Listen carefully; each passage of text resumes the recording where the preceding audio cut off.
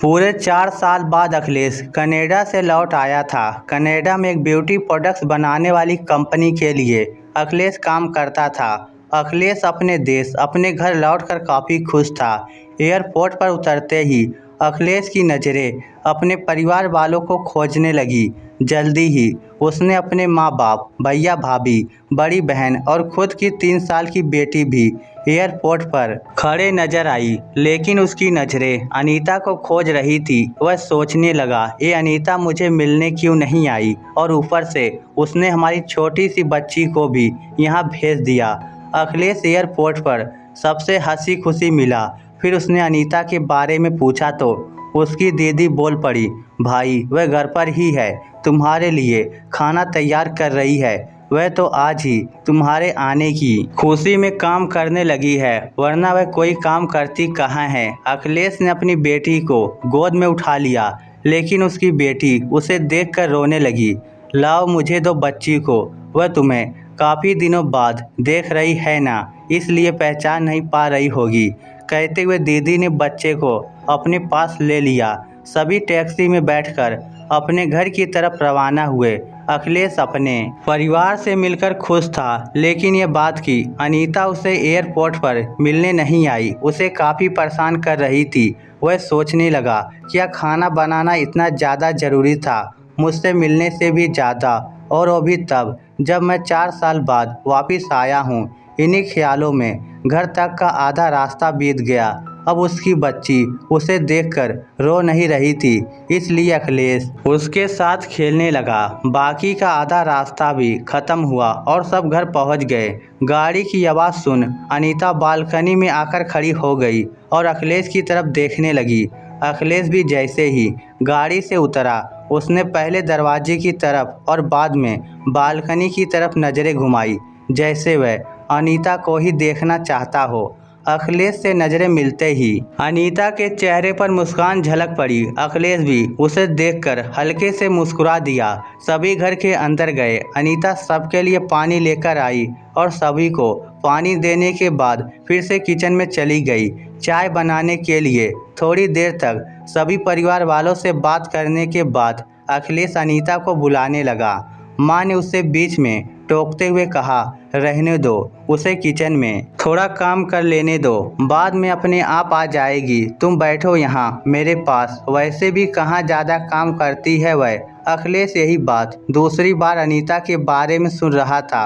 अब उसने सोचा कि मेरे परिवार वाले मुझसे झूठ थोड़ी बोलेंगे, हर दिन नहीं होता होगा उसको इतना काम, आज थोड़ा सा है, करने देते हैं, मैं बाद में उससे बात कर लूँगा।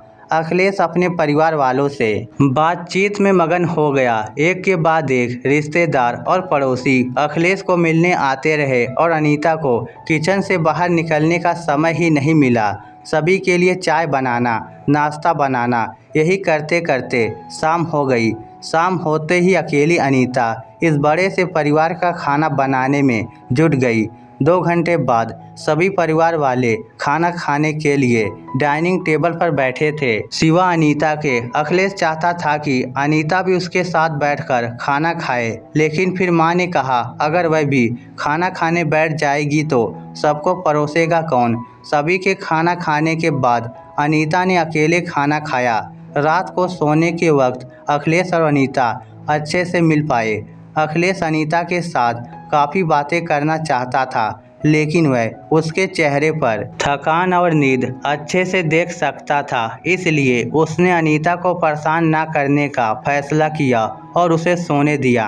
अनीता सोने ही वाली थी कि उसकी छोटी बच्ची रोने लगी, तो अनीता तुरंत उठकर उसे दूध पिलाने के लिए चली गई। अखिलेश कब सो गया उसे पता ही नहीं चला।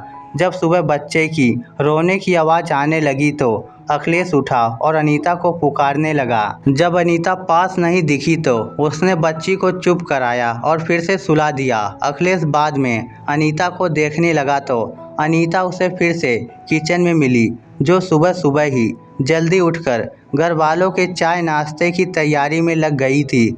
अब अखिलेश सोचने लगा, माँ और दीदी तो कहती थी कि अनीता ज़्यादा काम नहीं करती, लेकिन जो मैं देख रहा हूँ वह तो कुछ और ही है। अखिलेश अब सब समझ गया था, पर वह अपनी माँ को ऐसा नहीं बोल सकता था कि अनीता से ज़्यादा काम न कराया करो। इसलिए अब उसने खुद ही अनीता की मदद करना शुरू कर दिया था। अखिलेश के हाथ बटाने से अनीता को थोड़ा अच्छा लगने लगा था। पहले जहां उसका चेहरा थकान से उतरा रहता था, अब उस पर थोड़ी थोड़ी चमक आने लगी थी। अखिलेश ने कुछ दिनों में ही ये महसूस कर लिया था कि अनीता अब वह अनीता नहीं रही थी जिसे अखिलेश शादी करके लाया था। वह तो कोई और थी जो तोते की तरह बोलती थी, और ये अनीता तो बिल्कुल चुप है, गुमसुम है।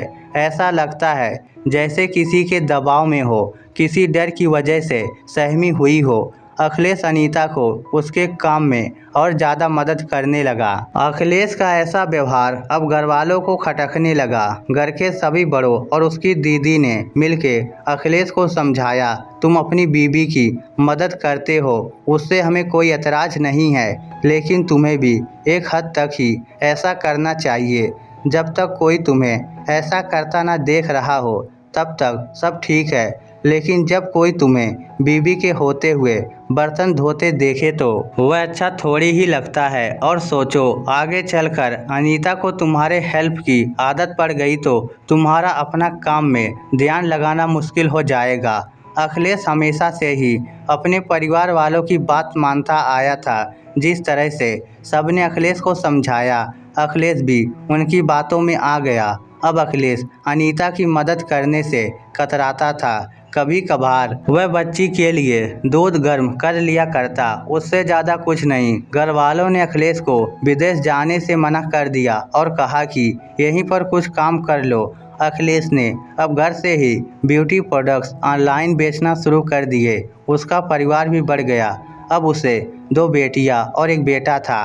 दोनों बेटियां स्कूल जाने लगी थी, लेकिन बेटा अभी भी छोटा था। जितना अखिलेश कमाता था उतना सबके लिए काफ़ी नहीं था। काफ़ी सोच विचार करने के बाद अखिलेश ने यह फैसला किया कि वह अब अनीता के साथ शहर में जाकर रहेगा, जहां पर अनीता भी काम कर पाएगी और वह घर से ही अपने ब्यूटी प्रोडक्ट्स बेचना शुरू रखेगा।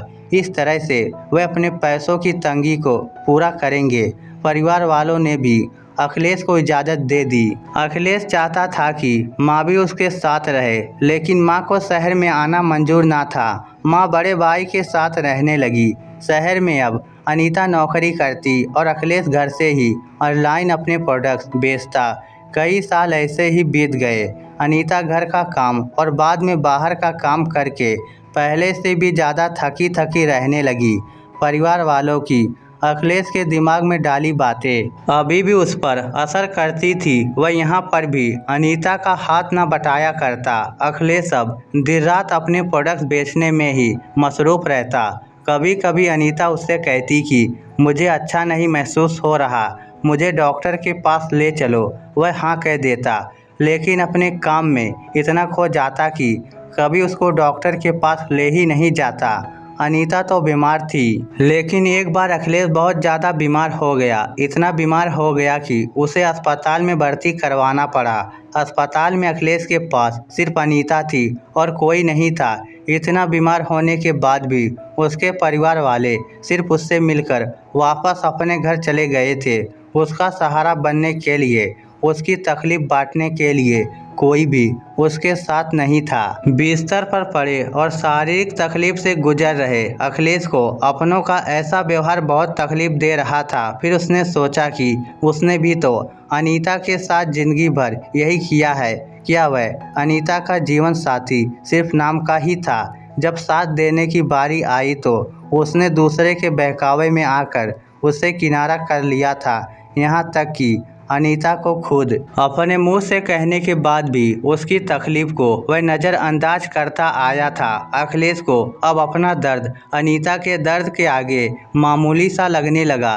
उसके दर्द को न बांटकर उसने बहुत बड़ा गुनाह किया हो, ऐसा उसे लगने लगा। पश्चाताप के आंसू अखिलेश की आंखों से बहने लगे। उसने अपनी सारी गलतियों और गुनाहों के लिए अनीता से माफ़ी मांगी। इस स्टोरी को लेकर आपकी क्या राय है? नीचे कमेंट करके हमें ज़रूर बताइएगा। धन्यवाद।